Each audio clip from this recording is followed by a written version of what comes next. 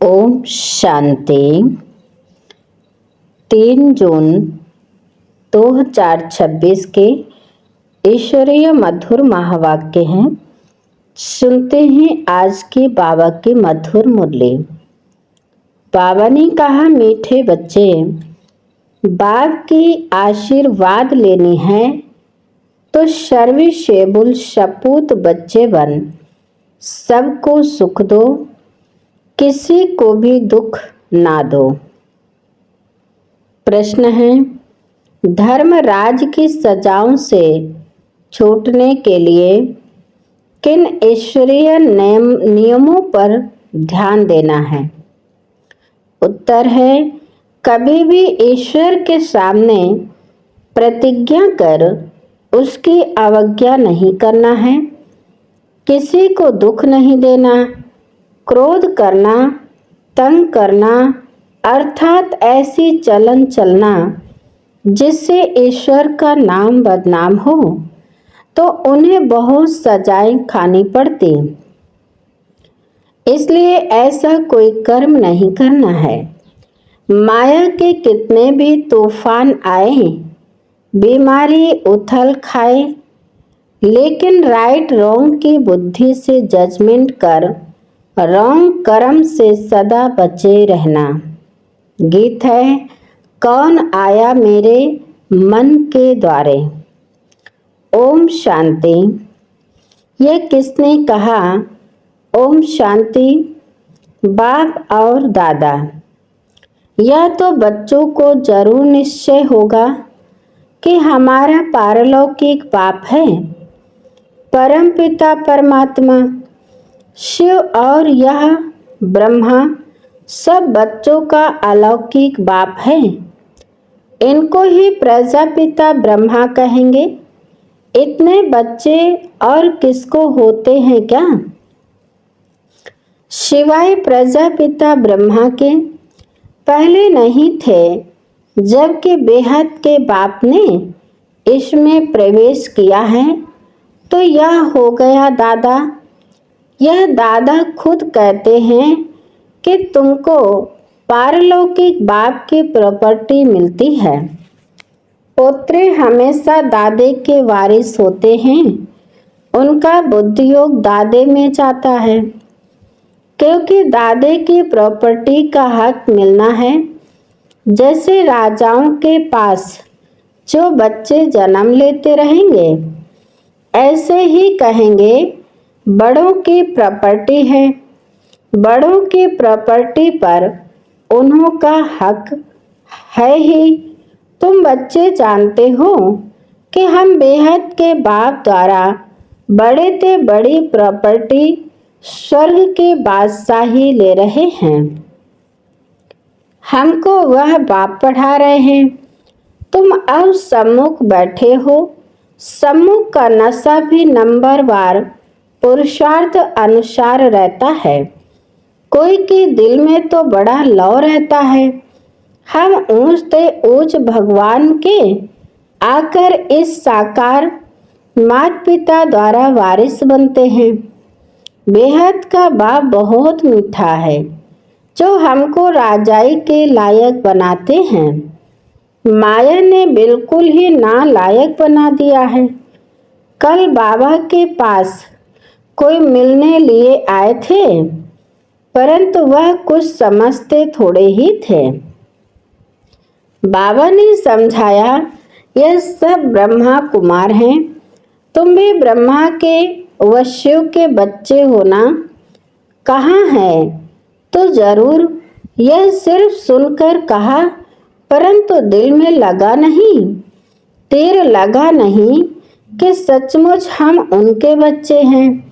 यह भी उनके बच्चे हैं, वर्षा ले रहे हैं। वैसे ही हमारे पास भी कई बच्चे हैं जिनको बहुत थोड़ा बुद्धि में बैठता है। वह खुशी, वह रुहाब नहीं दिखाई पड़ता है। अंदर बड़ा खुशी का पारा चढ़ना चाहिए। वह सारा चेहरे पर भी आता है। अभी तुम सजनियों का ज्ञान श्रृंगार हो रहा है। तुम जानते हो हम साजन की सजनियां हैं। एक खेरूत खेती का काम करने वाले की लड़की की कहानी है ना। एक राजा खेरूत की लड़की को ले आया, परंतु फिर भी उसे राजाई में मजा नहीं आया, तो लड़की को वापस गावड़े में छोड़ आया। बोला, तुम राजाई के लायक नहीं हो। यहाँ भी बाप श्रृंगार करते हैं, तुम भविष्य में महारानी बनो। श्री कृष्ण के लिए भी कहते हैं, भगाया पटरानी बनाने के लिए, परंतु कुछ समझते नहीं हैं। सब है इरिलीजियस माइंडेड। समझते हैं ऐसे ही दुनिया चलती रहती है। कुदरत है। बहुत हैं जो मंदिर टिकाड़े में भी नहीं जाते, न शास्त्रों आदि को मानते हैं। गवर्नमेंट भी धर्म को मानने वाली नहीं है। भारत किस धर्म का था, अब किस धर्म का है, बिल्कुल नहीं जानते। अभी तुम बच्चे हो दैवी कुल के, जैसे वह क्रिश्चियन कुल के हैं, वैसे तुम ब्राह्मण कुल के हो। बाप कहते हैं, पहले पहले तुम बच्चों को पतित शूद्र से ब्राह्मण बनाता हूँ।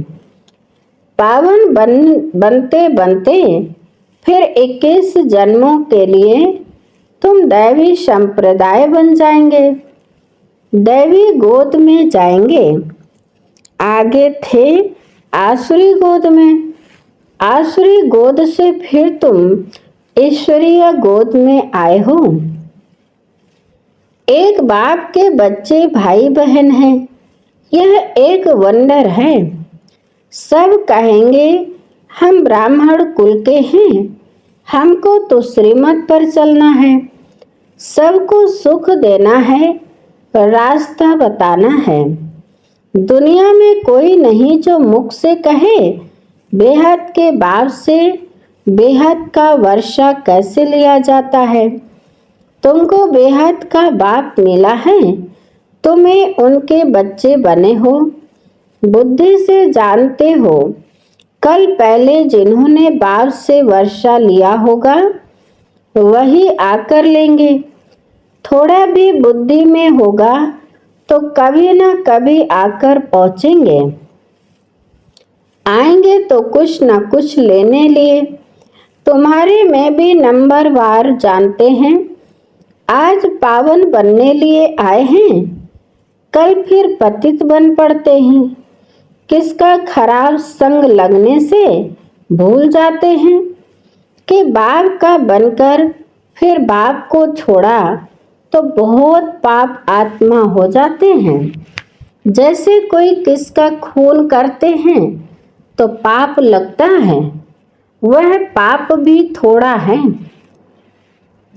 यहाँ जो बाप का बनकर फारकती दे देते हैं, प्रतिज्ञा कर फिर विकारी बन पड़ते हैं, तो बहुत पाप लगता है। अज्ञान काल में इतना नहीं लगता,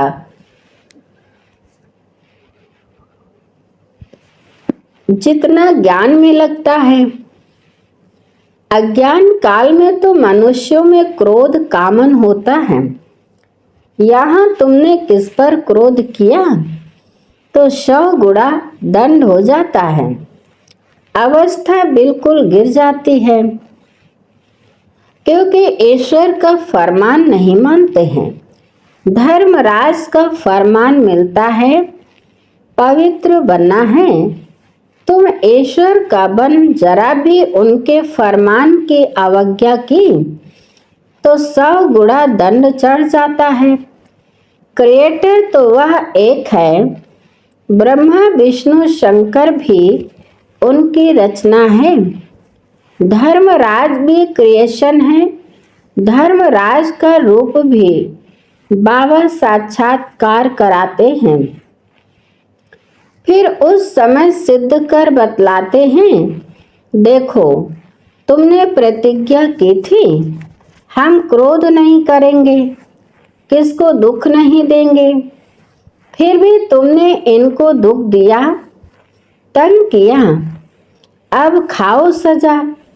बिगर साक्षात्कार सजा नहीं देते हैं, प्रूफ भी तो चाहिए ना। वह भी समझते हैं बरोबर मैंने बाप को छोड़कर यह कुकर्म किया।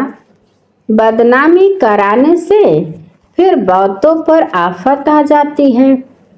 कितनी अबलाएं बंधन में आ जाती हैं। सारा दंड बदनामी कराने वालों पर पड़ जाता है। इसलिए बाप कहते हैं बड़े ते बड़ा पाप आत्मा देखना हो तो यहाँ देखो। धोबी के पास बहुत मैले सड़े हुए कपड़े जब होते हैं तो सटका लगाने से फट पड़ते हैं, तो यहाँ भी सटका सहन ना कर चले जाते हैं। ईश्वर की गोद में आकर डायरेक्ट उनकी अवज्ञा की तो सजा खानी पड़ेगी। जो हेड ब्राह्मणी पार्टी ले आती है उन पर बहुत बड़ी रिस्पांसिबिलिटी है। एक ने भी अगर हाथ छोड़ दिया, विकारी बना, तो उनका पाप ले आने वाले पर आ जाएगा। ऐसे कोई को भी इंद्र सभा में नहीं लाना चाहिए। नीलम परी पुखरास परी की कहानी भी तो है ना। इंद्र सभा में कोई छिपा कर ले आई तो इंद्र सभा में बांस आने लगी तो ले आने वाले पर दंड पड़ गया। ऐसे कुछ कहानी है। वह पत्थर बन गई। बाबा पारसनाथ बनाते हैं, फिर अगर अवज्ञा की तो पत्थर बन जाते हैं। राजाई पाने का सौभाग्य गवा देते हैं। समझो कोई गरीब राजा की गोद लेते हैं, अगर नालायक बन पड़ा और राजा निकाल देवे तो क्या होगा? फिर कंगाल के कंगाल बन पड़ेंगे। यहाँ भी ऐसे है, फिर बहुत दुख महसूस होगा। इसलिए बाप कहते हैं, कह देते हैं कभी भी कोई अवज्ञा नहीं करना। बाप है साधारण, इसलिए शिव बाबा को भूल साकार में बुद्धि आ जाती है। अब तुम बच्चों को श्रीमत मिलती है, जो गंदे बन पड़ते हैं ऐसे फिर इंद्र सभा में बैठ ना सके। हर एक सेंटर इंद्रप्रस्थ है जहाँ ज्ञान की वर्षा हो रही है। नीलम परी पुखरास परी नाम तो है ना। नीलम रतन को कहते हैं। यह बच्चों पर नाम रखे जाते हैं। कोई तो बहुत अच्छा जैसे रतन है, कोई फ्लो नहीं है।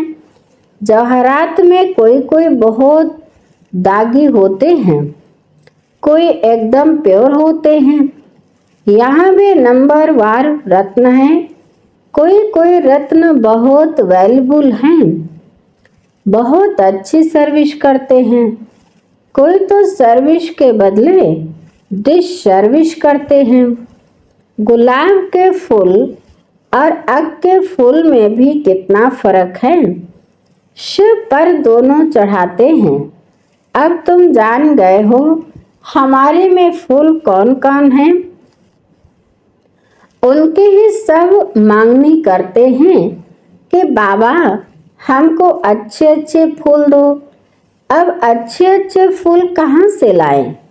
रत्न जोत फूल तो कॉमन होते हैं। यह बगीचा है ना, तुम ज्ञान गंगाएं भी हो। बाबा तो सागर ठहराना। यह ब्रह्मा है, ब्रह्मपुत्रा, बड़े ते बड़ी नदी। कलकत्ते में ब्रह्मपुत्रा नदी बहुत बड़ी है, जहाँ सागर और नदी का बड़ा भारी मेला लगता है। बरोबर ज्ञान सागर बाबा है। यह चैतन्य ज्ञान सागर है। तुम भी चैतन्य ज्ञान नदियाँ हो। वह तो हैं पानी की गंगाएं। वास्तव में नदियों पर नाम पड़ा है। परंतु आसुरी संप्रदाय यह भी भूल गए हैं। हरिद्वार में गंगा के किनारे पर चतुर्भुज का चित्र दिखाते हैं, उनको भी गंगा कहते हैं, परंतु मनुष्य समझते नहीं कि यह चतुर्भुज कौन है। बरोबर इस समय तुम स्वदर्शन चक्रधारी बनते हो। तुम हो सच्ची ज्ञान नदियां। वह है पानी की, वहां जाकर स्नान करते हैं, समझते कुछ भी नहीं, बस देवी है। मनुष्य को तो कभी 4-8 भुजा होती नहीं है, कुछ भी अर्थ नहीं समझते। तुम बच्चे जानते हो बाबा हमको क्या बनाते हैं। हम तो 100% बेसमझ थे। बाबा की गोद लेने से हम स्वर्ग के मालिक बनते हैं।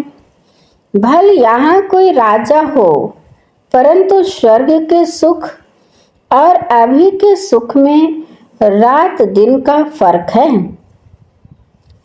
तुम्हारे में कोई ऐसे भी हैं जो भाव को नहीं समझते हैं, तो अपने को भी नहीं समझते हैं। देखना चाहिए कि मैं कितनी खुशबू देता हूँ। उल्टा सुल्टा तो नहीं बोलता हूँ, क्रोध तो नहीं करता हूँ। बाप झट चलन से समझ लेते हैं कि यह बच्चा कैसे होगा। सर्वशेबुल बच्चे बाप को बहुत प्यारे लगते हैं। सब तो एक जैसे प्यारे नहीं लग सकते हैं। ऐसे बच्चों के लिए अंदर से ऑटोमेटिकली आशीर्वाद निकलती है। बाप का नाफरमान बरदार बच्चा होगा तो बाप कहेंगे ऐसा बच्चा मुआ भला, कितना नाम बदनाम करते हैं। इसको कहा जाता है तकदीर। किसके तकदीर में क्या है झट पता लग जाता है। बाबा समझाते हैं यह सपूत बच्चा है, वह कपूत है। बाप दादा को नहीं पहचाना, तकदीर में वर्षा लेना नहीं है, तो क्या करेंगे। इस ज्ञान मार्ग में कायदे बड़े कड़े हैं। बाप पवित्र बने और बच्चे ना बने तो वह बच्चा हकदार नहीं हो सकता है। उसको बच्चा नहीं समझेंगे, फिर कहेंगे हम तो शिव बाबा को वारिस बनाएंगे। तो बाबा 21 जन्म के लिए हमको रिटर्न में देंगे। इसका मतलब यह नहीं कि बाबा के पास आकर बैठ जाना है। नहीं, गृहस्थ व्यवहार में रहते सबको संभालना भी है, परम ट्रस्टी होकर रहना है। ऐसे नहीं कि तुम्हारे बच्चों आदि को बाप बैठ संभालेंगे। नहीं, ऐसे ख्यालात वाले भटक पड़ते हैं। यहाँ बाबा के पास तो बिल्कुल पवित्र चाहिए। अपवित्र कोई बैठ ना सके, नहीं तो पत्थर बुद्धि बन जाएंगे। बाबा कोई श्राप नहीं देते हैं, यह तो एक ला है। बाप कहते हैं फिर खबरदार रहना, कर्मेंद्रियों से कोई पाप किया तो यह मरा, बड़ी भारी मंजिल है।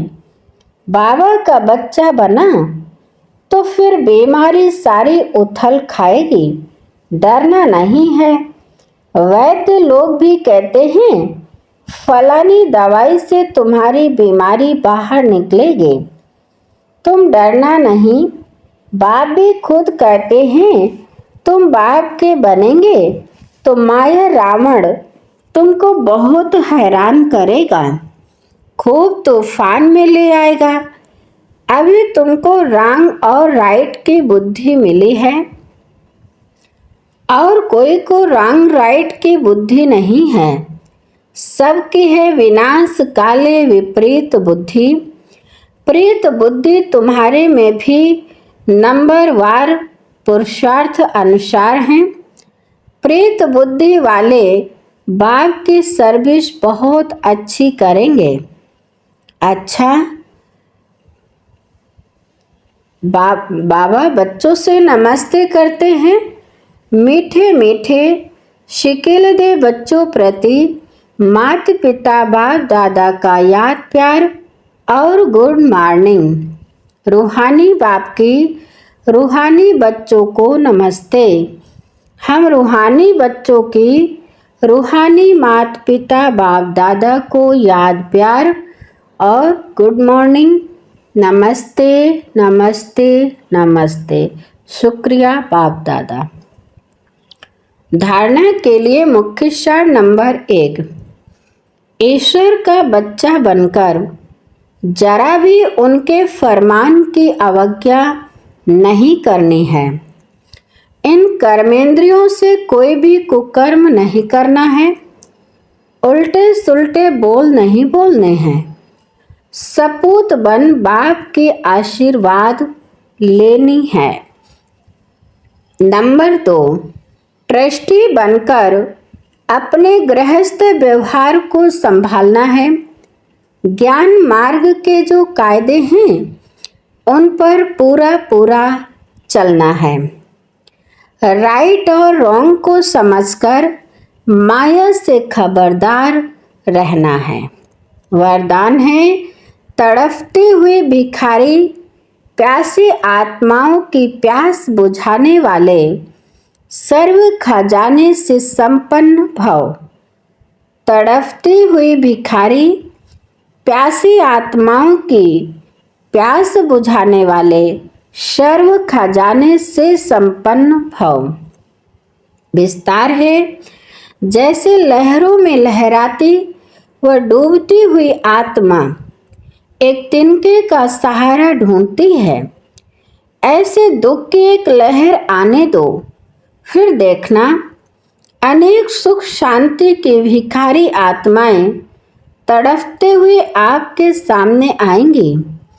ऐसी प्यासी आत्माओं की प्यास बुझाने के लिए अपने को अतीन्द्रिय सुख व सर्व शक्तियों से सर्व खजानों से भरपूर करो। सर्व खजाने इतने जमा हों जो अपनी स्थिति भी कायम रहे और अन्य आत्माओं को भी संपन्न बना सको। स्लोगन है, कल्याण की भावना रख, शिक्षा दो तो शिक्षाएं दिल से लगेंगी। कल्याण की भावना रख, शिक्षा दो तो शिक्षाएं दिल से लगेंगी। अच्छा, आज की मुरली के अव्यक्त इशारे हैं। सदा हर्षित रहने के लिए अपने नेचर को सरल बनाओ, सहनशील बनो। सदा हर्षित रहना यह ज्ञान का गुण है। इसमें सिर्फ रूहानियत ऐड करना है। हर्षितपन का संस्कार भी एक वरदान है जो समय पर बहुत सहयोग देता है। जो स्वयं सदा हर्षित रहते हैं वह कैसे भी मन वाले को भी हर्षित कर देते हैं। एजी नेचर वाले अपने खुशनुमा हर्षित चेहरे से भारी वायुमंडल को भी हल्का बना देते हैं। अच्छा, आज की मुरली यहीं पर समाप्त होती है। मीठे मीठे प्यारे प्यारे बाप दादा को दिल से बहुत बहुत शुक्रिया। आप सभी महान आत्माओं को भी दिल से शुक्रिया। ओम शांति शांति।